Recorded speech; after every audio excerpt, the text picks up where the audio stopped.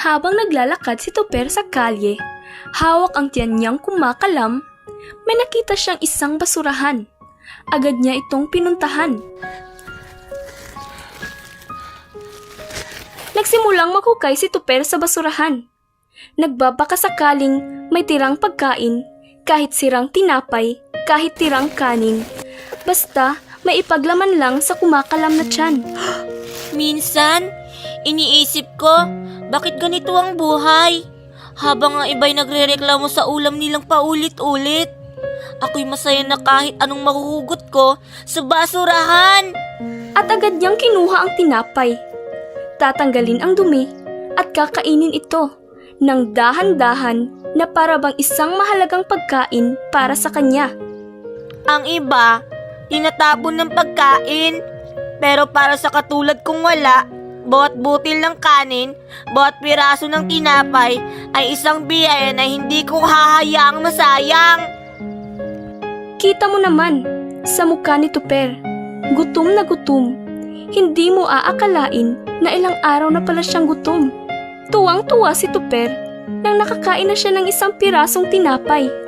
Pero para sa kanya, hindi ito basta tinapay. Isa itong pag-asa na bukas baka hindi niya na kailangang halukayin ang basura para mabuhay. Ayan, nabusog din ako sa kinain kong tinapay. Kaya naman, sa sobrang busog ni Tuper, nagpahinga muna siya sa gilid ng bahay ng mayaman. Hoy bata! Dito ka naman nagtatambay? Hindi nagtambayan dito! Lumayas ka dito! Pasensya na po. Sandali lang po. Wala akong pakialam! Layas! Layas! Aray! Wag ka na ulit babalik dito, pulube! Ang baho-baho mo! Walang awa siyang itinaboy ng mayamang lalaki. Para bang aso lang si Tuper sa paningin niya. Minsan iniisip ko, may halaga ba ako sa mundong to? Para bang kahit saan ako magpunta, lahat gusto itapon ako na parang basura. At lalayo na nga ang kawawang si Tuper. Habang nakaupo si Tuper sa gilid ng kalsada, pagod at gutom, tahimik niyang pinagmamasdan ang mga taong naglalakad, mga nakaayos na pamilya, mga batang masaya at mga estudyanteng papasok pa lang sa paaralan. Ang bigat naman ito. Napansin niya ang isang batang may dalang bag. Malinis at maayos ang uniforme. Dahan-dahan lumapit si Tuper, parang nahuhumaling sa kasuotan ng bata, lalo na sa bitbit nitong bag. Sarap na. Ang ganda naman ng bag mo. Nag-aaral ka ba? Oo, papunta pa lang ako sa school. Excited na akong pumasok. Ngumiti si Tuper na may halong lungkot. Masaya ba yon? Oo, ang saya sa school. Ang daming laro, madaming kaibigan, tapos may masarap na pagkain. Ang saya siguro yung may recess, may baon, may upuan sa loob ng silid-aralan. Yung may guro ka nagtuturo at hindi yung gutom ang magtuturo sa'yo kung paanong mabuhay. Dahan-dahan niyang itinaas ang kamay at mahina niyang hinawakan ang braso ng bata. Hindi niya napansin na madumi ang kanyang kamay. Iniwanan ng mabahagyang mansa ang puting uniforme ng bata. Ay, madumi! Diyos ko! Bakit minawakan ang anak ko? Napakadumi mo! Baka mahawa pa siya sa sakit mo! Mabilis na tinakpan ang kamay. Napayuko na lang si Tuper. Pasensya na po. Hindi ko po sinasadya. Tingnan mo ang ginawa mong dumi sa damit niya. Alam mo ba kung magkano yan? Hindi mo kayang bayaran yan kahit maghirap ka pa sa buong buhay mo. Tara na, anak! Muling hinila ng ginang ang kanyang anak at lalayo na sila. Sa susunod ha, huwag mo nang kausapin ang mga ganyan na walang narating sa buhay ng isang palaboy. Tara na, anak! Tahimik lang si Tuper, nakatingin sa papalayong mag-ina.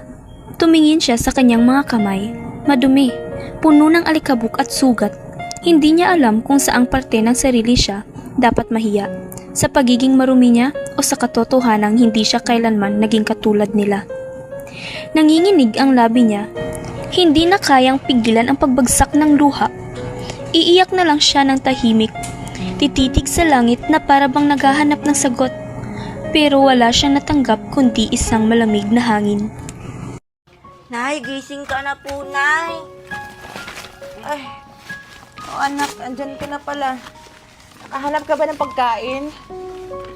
Opo, Nay. Nakahanap po ako ng pagkain sa basurahan.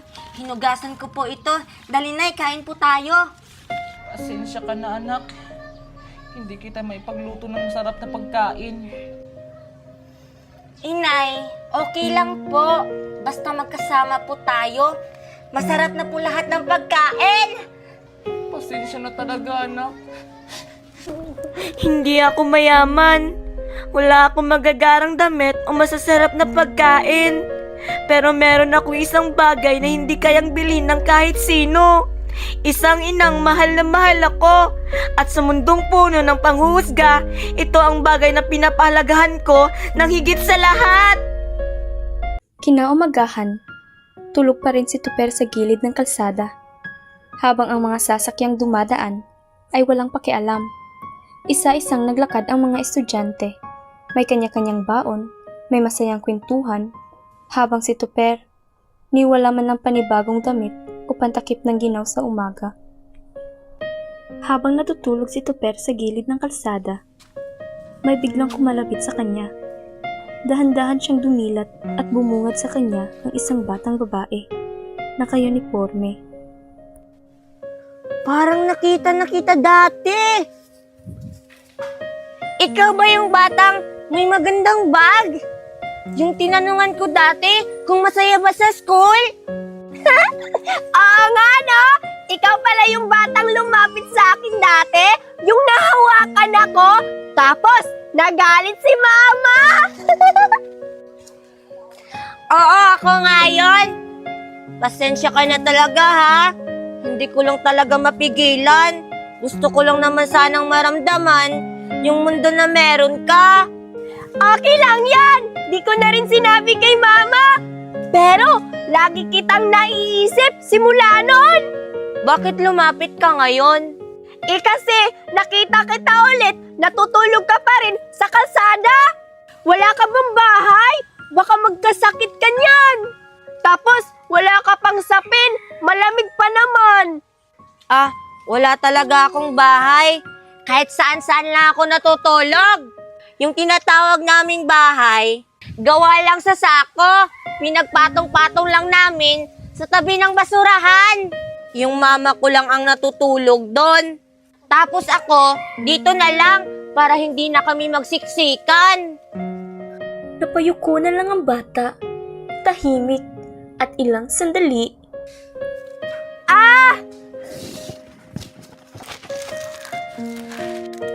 Bata, sa'yo na lang to. Hindi ko na to kakainin. Kunin mo. Kasi mukhang hindi ka pa kumakain. Sige na, kunin mo na. Huwag ka nang mahiya.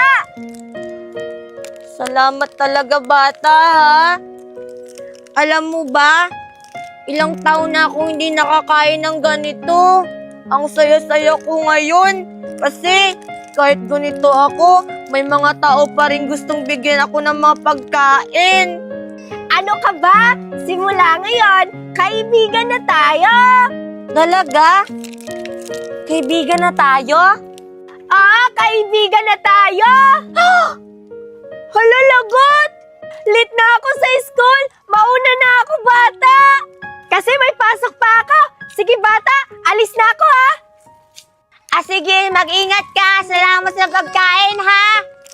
Wow, ang sarap-sarap naman ito. Habang papalayo si Betty, bigla niyang naalala na nakalimutan pala niyang itanong kung ano ang pangalan ng batang pulubi. Ay, nakalimutan ko palang itanong kung anong pangalan ng bata. Oy, bata! Ano yon? May nakalimutan ka ba? Hindi ko pala natatanong. Ano palang pangalan mo? Ako nga pala si Tuper. Tuper? Gusto mo laro tayo mamaya pag uwi ko sa school? Ha? Gusto mo makipaglaro sa akin? Bakit? Ayaw ba akong kalaro? Gustong gusto kita kalaro. Yun naman pala eh. Laro tayo mamaya, ha? O sige. Pero hindi ka ba natatakot sa akin?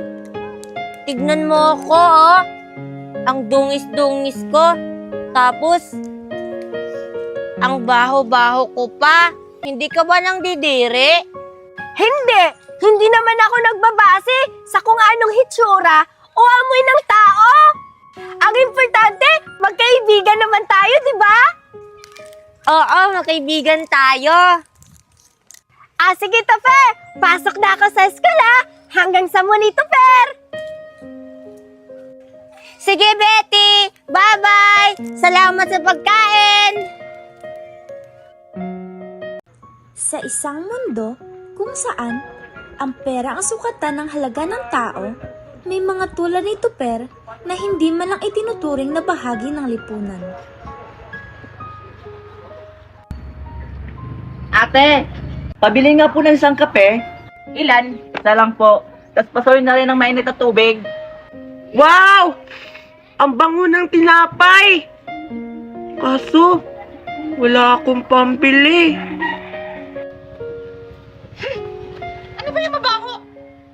Amoy na amoy ni Tupper ang sariwang tinapay. Ngunit alam niyang hindi niya ito kayang bilhin. Kaya pala! Hoy, Pulobe! Ang baho mo! Umalis ka dito! Ha? Aalis po? Bakit po? Tumitingin lang naman po ako sa pagkain kasi nagugutom ako. Nagugutom ka? O ito!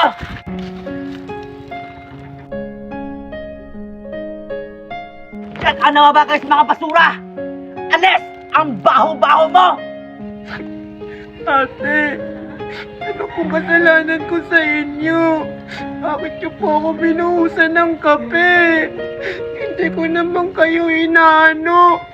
Tumitingin lang ako sa tinapay kasi nagugutom ako.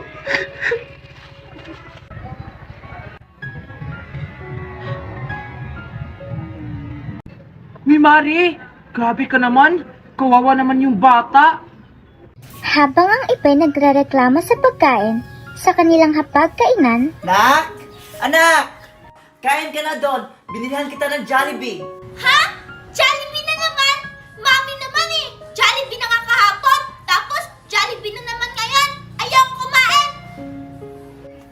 may mga batang katulad ni Tupper na maswerte na kung makahanap ng tinapay sa basurahan. Ito ba? Ang daming kalakal. Ano kaya to? Tinapay! Hindi lang ito tinapay para sa akin. Isa itong pag-asa na bukas baka hindi ko na kailangan halukayin ang basura para mabuhay. Alis na ako! Ang swerte ko!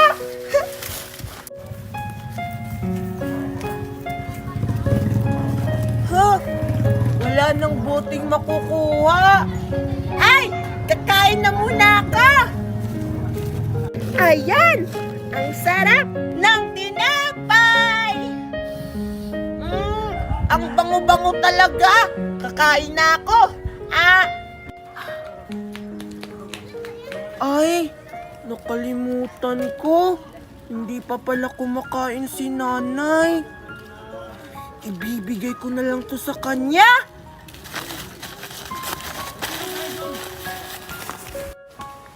Nay! Nay! Tingnan mo po, Nay, oh. May regalo po ako sa'yo.